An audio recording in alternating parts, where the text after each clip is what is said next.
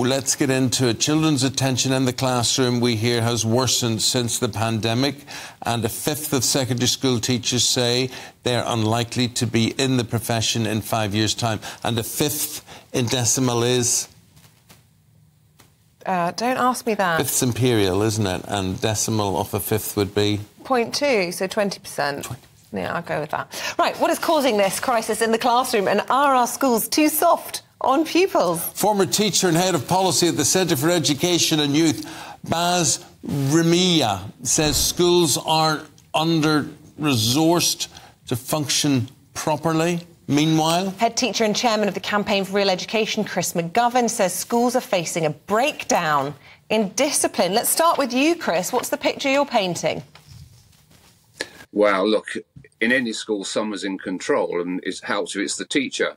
But we're getting reports, aren't we, now frequently that too often children are taking over. And we talk about attention span, and that's to some extent due to children using mobile phones and so forth. There was a book a few years ago by eminent scientist called Baroness Greenfield. She entitled the book Mind Change. We talk a lot about climate change. We're not talking enough, perhaps, about the impact of the technology on young brains. So, you know, when I was head teacher, we banned the use of mobile phones in the classroom, unless they were supervised by the head teacher. There are anecdotally quite serious reports about a breakdown of order in our classrooms. And let me tell you, I've taught for 35 years. I've taught 5-year-olds. I've taught 18-year-olds. One thing most children crave is order. They want discipline. They want order. It protects them. But too often these days, a few individual children who are troublemakers can take over the classroom. Not in all schools, but in some. Baz, what do you think? Well, I think while it's very easy to say schools are too soft, I think the reality is that the world that young people experience is hard, and it's gotten harder in the last year. Let's just look at the facts. In the last year, the number of children growing up in food poverty has doubled. We now have 4 million young people going into school hungry every single day. Let's also talk about mental health. The number of young people referred to mental health services in 2021 also doubled. And the fact is that if you're going into school hungry, if you have a mental health disorder, then it's very difficult for you to be a model student, and that's the reason why we're seeing this increase in challenging behaviour presenting in schools. But you know, so Baz, maybe here and not just the symptoms. Baz, maybe we talk about, but maybe we just talk about too much, Baz. Maybe if you look at every fault that every child, that every person, that every teacher could possibly have, we wouldn't get anything done. Why don't we just get on with it? Well, we're talking about a big systemic problem here, Eamon, and when it comes to solving these big systemic problems, we shouldn't be talking about symptoms, we should be talking about causes, and that involves investment and looking at these problems in the round, and that's why we need to be talking about poverty and mental health in our schools. Yeah, but, you know, Chris McGovern has a point, and I want to go back to you on this, because, you know, we talk about screens and the impact it has on attention span, but we also know that screens are one of the causes of mental health problems. Surely we have to be having a more adult conversation about removing screens for our youngsters whilst their brains are still developing, not only to improve discipline and order in classrooms, but for the mental health benefits of the children. To Chris. I think it's true that I think there's a couple of issues. Apologies, Chris, go ahead. OK, look, I have some sympathy for what Baz is saying, and I took over a failing school after I retired, and the first thing we had to do was to feed the children, give them breakfast, and give them a school uniform, you know, and there are serious social problems in some of our schools. But ultimately, children themselves, they want good order. They want, what makes a good teacher also makes children learn. So children don't misbehave if they're well taught. And having taught for so long myself, I've seen this time and time again. You get good teaching and children are making progress, you tend not to get problems. But there's some very fundamental things we are sort of missing. You can't just blame the lack of funding. We've increased expenditure on education in real terms since the 1950s by about 900%. You can go to poor countries like Vietnam is a good example, very successful educationally, but very poor.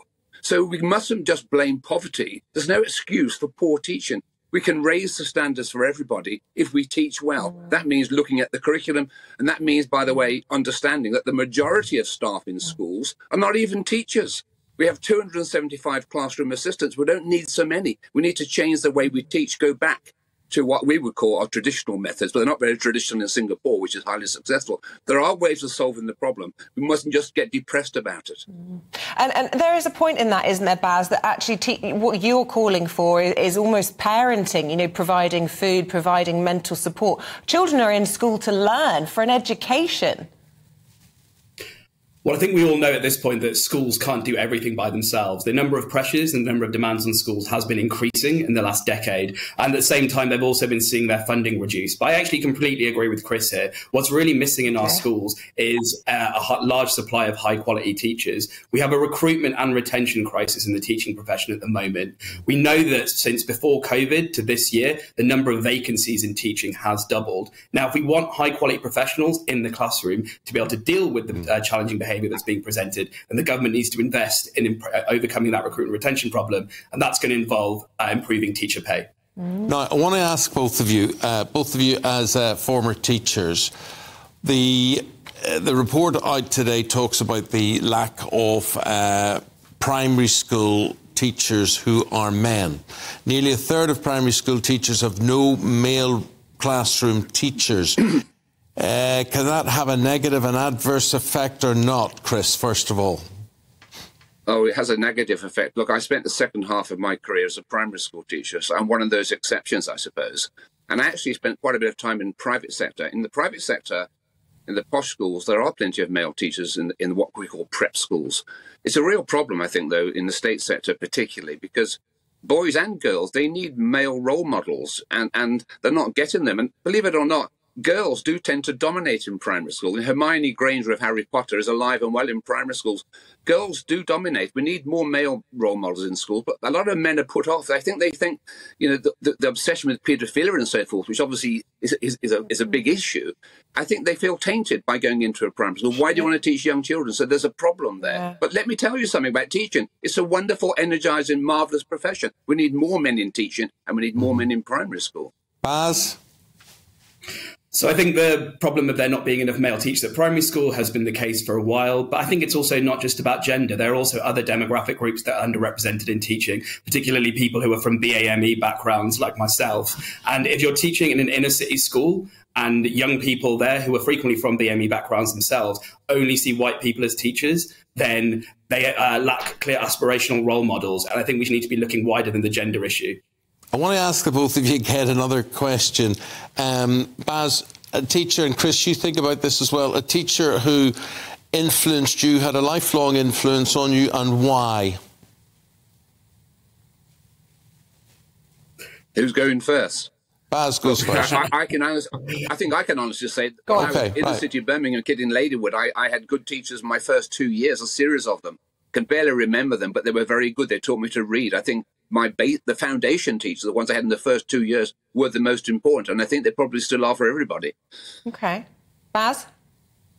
Yeah, compelling to hear, Chris, that we both also came up in inner city Birmingham. I'm going to shout out to my former drama teacher, Chris Hope, who, imbued an absolute love of the arts and a love of knowledge, and probably inspired me to enter the profession myself. And this is the first time I've got a chance to tell him that, so hopefully he's watching. Oh, great. We want to do more of that this morning. People at home have been emailing in. Send us the names of your teachers that you want to celebrate, because we need more teachers, more positivity around the profession. Apparently 5 years' time, a huge number will not be in the profession anymore. It's a shame, and we particularly need more men. Both of you shouting out male teachers there. Thank you so much for that debate. Baz Ramaiah and Chris McGovern. Thank you. Thank you. Thank you very much. Class dismissed. But do you know, it's funny, we're talking about subjects that people don't like, but I'm just realising a very divisive subject was PE.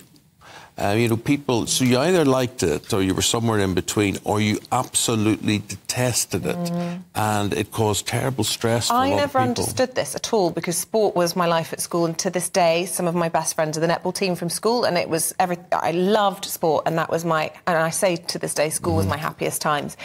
But my son, not interested in sport, and I don't really understand how to bring him up without that. And it's trying to get my head around. He just doesn't want to play football, doesn't want to chase a ball around. And yeah, it's funny how sport can be so different for people.